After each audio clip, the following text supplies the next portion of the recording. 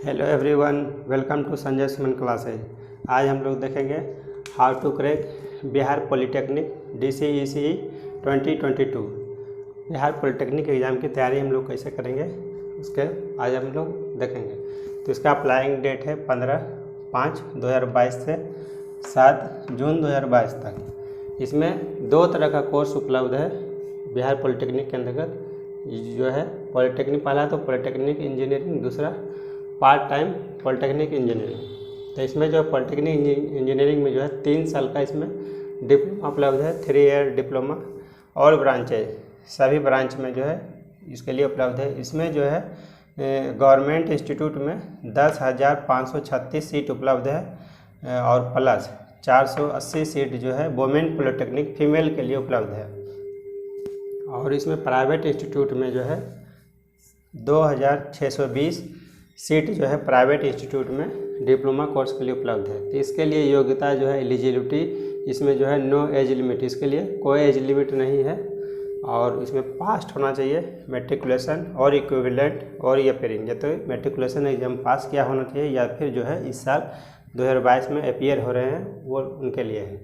और दूसरा कोर्स इसमें उपलब्ध है पार्ट टाइम पॉलिटेक्निक इंजीनियरिंग में। इसमें जो है पार्ट टाइम ये 4 साल का होगा। इसमें जो है 4 साल का डिप्लोमा, इसमें आपको 4 साल लग जाएगा इसको पूरा करने में। तो ये जो है वर्किंग कैंडिडेट के लिए, जो लोग जो है कोई भी संस्थान में या फिर कोई भी प्राइवेट कंपनी में जॉब कर रहे हैं उनके लिए है इसमें। तो इसमें सिर्फ 4 तरह का कोर्स इसमें आपको मिलेगा PPE में, पार्ट टाइम में सिविल, मैकेनिकल, इलेक्ट्रिकल या फिर इलेक्ट्रॉनिक्स। ये 4 ब्रांच आपको इसमें उपलब्ध मिलेगा। इसमें जो के अंतर्गत जो है 120 सीट उपलब्ध है, जो कि नवीन राजकीय पॉलिटेक्निक ये पटना में स्थित है, उसमें ये 120 सीट इसमें भरा जाएगा। तो इसके लिए भी कंडीशन है कि जो है ये 50 किलोमीटर इस इंस्टीट्यूट के जो है नवीन राजकीय पॉलिटेक्निक पटना के जो है 50 किलोमीटर परिधि के अंदर जो है आप जो है उसमें कहीं पर काम कर रहे हो, तभी जो है इसमें जो है इसके लिए अप्लाई कर सकते हैं। तो एलिजिबिलिटी इसके लिए क्या योग्यता है, 1/7/2022 को मिनिमम जो है कम से कम इसके लिए 19 साल इसमें एज रखा गया है। पार्ट टाइम के लिए कम से कम 19 साल है। दूसरा जो है फिर पास्ट मैट्रिक पास होना चाहिए, प्लस ITI 2 साल का होना चाहिए। मैट्रिक प्लस ITI नहीं है तो उसके अलावा आप जो है 2 साल का 2 ईयर एक्सपीरियंस इन प्राइवेट और गवर्नमेंट इन कंसर्न डिसिप्लिन, जिस ब्रांच में आप काम कर रहे हैं। जैसे मान लेते हैं कि जो है आप जो है इलेक्ट्रिकल के अंतर्गत काम कर रहे हैं, इलेक्ट्रिकल फील्ड में कोई भी प्राइवेट या गवर्नमेंट इंस्टीट्यूट में इलेक्ट्रिकल फील्ड में आपके पास 2 साल का एक्सपीरियंस है, तो आप इस विषय के लिए इलेक्ट्रिकल विषय के लिए आप इसमें PPE प्रोग्राम के लिए आप एलिजिबल हैं। इसके लिए आप जो है अप्लाई कर सकते हैं। आप अपने विषय में कोई दूसरा सब्जेक्ट में इसमें नहीं चुनेंगे। अब हम लोग देख लेते हैं इसके लिए जो है क्या सिलेबस है, क्या एग्ज़ाम पैटर्न है। उसके बाद फिर हम लोग देखेंगे इसके लिए बुक्स देखेंगे, फिर जो है इसके लिए स्ट्रेटजी फिर देखेंगे हम लोग कैसे हम लोग इसके स्ट्रेटजी बनाएंगे।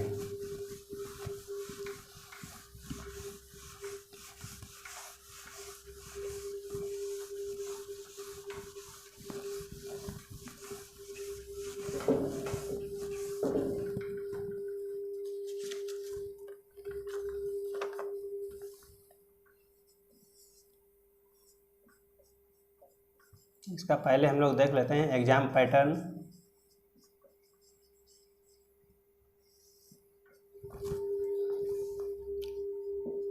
इसमें 3 सब्जेक्ट से ही क्वेश्चन पूछा जाएगा।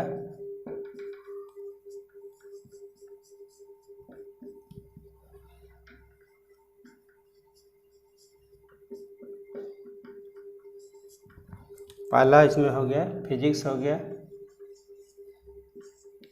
केमिस्ट्री, हो गया और मैथमेटिक्स। ये तीनों से जो है 30-30 सवाल रहता है और एक सवाल जो है 5-5 नंबर का रहता है। तो ये हो गया 150 मार्क्स का हो गया, ये भी 150 मार्क्स का, ये भी 150 मार्क्स का। तो इसमें जो है आपको टोटल हो गया 90 सवाल, 90 क्वेश्चन हो गया और 450 मार्क्स का हो गया। और इसके लिए टाइम जो है कंपोजिट टाइम आपको एक साथ जो है 2 घंटा 15 मिनट का इसमें टाइम दिया जाएगा। इसमें नेगेटिव मार्किंग का प्रावधान नहीं है, इसलिए जो है आप इसमें जो है सारे सवालों को हल कर सकते हैं। अब बुक्स की अगर हम लोग बात करें इसमें तो जो है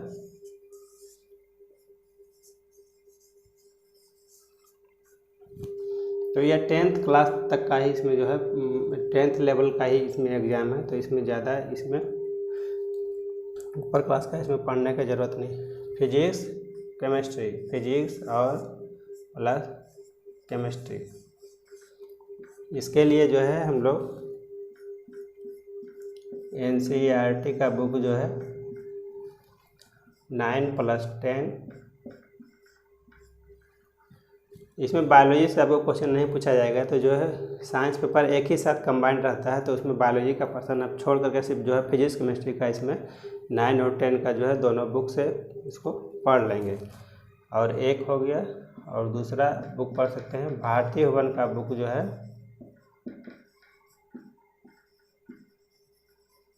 इसमें भी जो है आप 9 और 10 का जो है दोनों, इसका भी लैंग्वेज काफ़ी आसान रहता है, तो इसको जो भी पढ़ सकते हैं। तो फिजिक्स और केमिस्ट्री और मैथमेटिक्स के लिए जो है मैथमेटिक्स 10th क्लास लेवल का ही रहेगा, तो इसके लिए NCERT बुक बनाने की ज़रूरत नहीं है। इसमें भारतीय भवन में जो शॉर्ट आंसर क्वेश्चन है उसको आप इसमें बना सकते हैं, जो कि 3 से 4 लाइन मैक्सिमम 5 लाइन तक में बन जाता हो, उसको हम लोग बनाएंगे। भारतीय भवन का जो है इसमें 9 और 10 का जो है दोनों बुक इसमें मैथमेटिक्स का हम लोग बना लेंगे। इतना बुक जो है आपको काफ़ी है, इससे ज़्यादा बनाने का आपको ज़रूरत नहीं। फिजिक्स केमिस्ट्री में इसका जो है इसमें ज़्यादा स्कोर कर सकते हैं 30-30 सवाल का, तो जो है भारतीय भवन बुक जो है 10th क्लास लेवल तक पढ़े ही रहते हैं, तो एक बार जो है आपको ये नेशनल लेवल का बुक आपको पढ़ना चाहिए, नेशनल NCERT 9 और 10 का। अब हम लोग देख लेते हैं इसके लिए जो है स्ट्रेटजी किस तरह से बनाएंगे, हम लोग किस तरह से तैयारी करेंगे ताकि जो है ज़्यादा से ज़्यादा नंबर स्कोर कर सकें।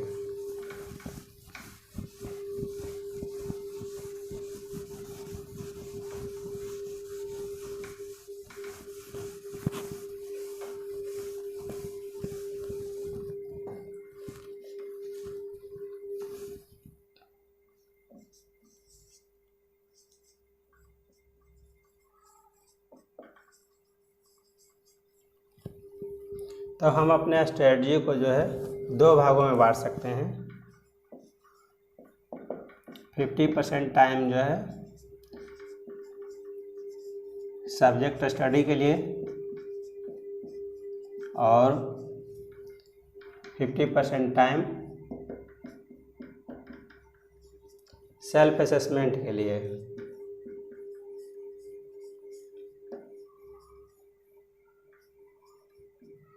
जिसको हम लोग आत्म मूल्यांकन भी कहते हैं। तो सबसे पहले हम लोग देखते हैं सब्जेक्ट स्टडी। तो इसमें ज़्यादा बुक जो है इसमें पढ़ने की ज़रूरत नहीं है आपको, तो इसमें choose 1 book for each subject. एक सब्जेक्ट के लिए एक बुक जो है चुनिए उसमें एक,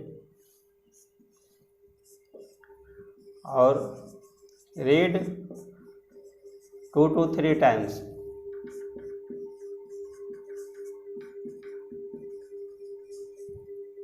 सेम बुक,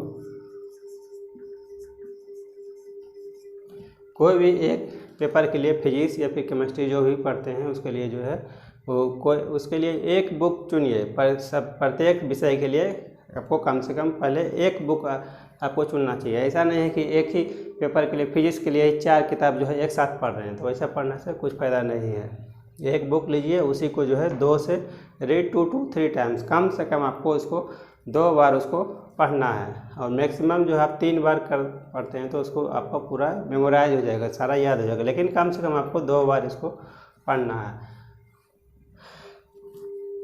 तो उसके बाद जो है इसमें जो है न्यूमेरिकल से क्वेश्चन पूछा जाता है। फिजिक्स केमिस्ट्री में जो है आपको 10 से 15 क्वेश्चन जो है न्यूमेरिकल से पूछा जाएगा। थ्योरी तो सभी को रटा हुआ रहेगा, थ्योरी तो सभी लोग बना सकता है, लेकिन जो है न्यूमेरिकल में इसी से आपका जो है मेरिट में नाम आएगा। न्यूमेरिकल में बहुत लोग नहीं बना पाएंगे, अब बहुत लोग बना देंगे, जो लोग बना देंगे वो जो है इसमें आपका मेरिट में नाम, उसमें मेरिट में आगे बढ़ जाएंगे। तो फिजिक्स केमिस्ट्री में आपको 10 से 15 क्वेश्चन जो है इसे न्यूमेरिकल से पूछा जाएगा। मान लेते हैं 10-10 क्वेश्चन भी पूछा गया तो 10-10 क्वेश्चन जो है आपका 20 मार्क्स हो गया। फिजिक्स केमिस्ट्री 10-10 20 हो गया, 20-5 100 मार्क्स हो गया। 100 मार्क्स से आप इसमें आगे बढ़ सकते हैं। और मैथमेटिक्स में जो है ये तो इसमें मैथमेटिक्स में तो सारा न्यूमेरिकल ही क्वेश्चन रहेगा। इसमें मैक्सिमम आपका जो है 5 लाइन तक में जो सवाल बन सकता है, छोटा से छोटा सवाल इसमें बना है। मैक्सिमम जो है ज़्यादा से ज़्यादा जो है 5 लाइन तक, इससे ज़्यादा आपका लेंथी सवाल इसमें नहीं पूछा जाता है। तो इसको जो है मैथमेटिक्स में भी तो सारा न्यूमेरिकल सवाल ही रहता है। तो जितना छोटा से छोटा क्वेश्चन रहेगा उसको हम लोग इसमें मैथमेटिक्स में बनाएंगे। तो इसमें फिजिक्स केमिस्ट्री आपका जो है मैथमेटिक्स, और इसमें आपका 80+ अगर स्कोर करते हैं, 80% मार्क्स, 80% प्लस मार्क्स स्कोर कर सकते हैं, स्कोर करते हैं तो जो आपका इसमें सिलेक्शन हो जाएगा। अब हम लोग देखते हैं सब्जेक्ट स्टडी, इसको अगर पूरा कर लेते हैं अपना, तो उसके बाद जो है हम लोग कैसे जांचेंगे कि अपना सेल्फ असेसमेंट कैसे करेंगे, किस तरह से अपना आत्म मूल्यांकन करेंगे, कितना आपका तैयारी हुआ है, कितना आपका बाकी है, उसी को जांचने के लिए हम लोग सेल्फ असेसमेंट करते हैं। तो उसके लिए पहला नंबर तो जो है प्रीवियस ईयर का क्वेश्चन बैंक एक लीजिए,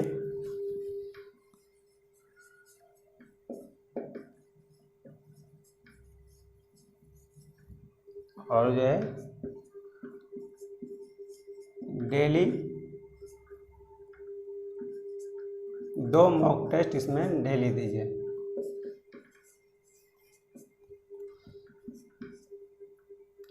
एक 100 मॉक टेस्ट कम से कम आप जो है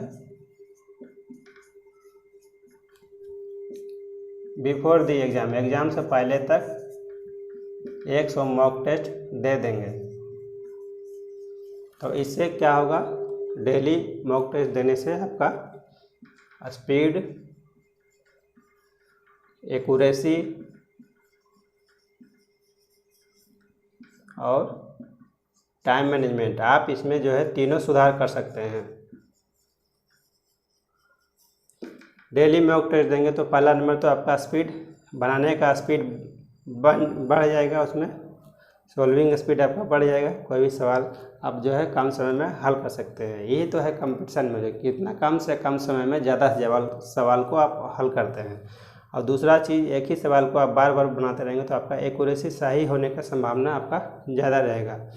और तीसरा टाइम मैनेजमेंट, आप जो है इसको जो है डेली मॉक टेस्ट देने से घर में ही जो है आप एग्ज़ाम का माहौल क्रिएट कर सकते हैं और जो है आप अपना टाइम को अच्छी तरह से मैनेज कर सकते हैं। 2 घंटा 15 मिनट में ही जो है आप जो है 90 सवालों को टाइम लिमिट के अंदर में ही हल कर सकते हैं। ऐसा स्थिति नहीं आएगा कि आपका सवाल बचा रह जाए और जो है आपका जो है टाइम समाप्त हो गया है। इतना अगर टेस्ट देते हैं, मॉक टेस्ट देते हैं, तो जो है आपका जो है टाइम लिमिट के अंदर में ही जो है आप सारे सवालों को हल कर देंगे। तो इस तरह से आप इसमें निगेटिव मार्किंग का प्रावधान नहीं है, तो इसमें जो है आप सारे सवालों को हल कर सकते हैं।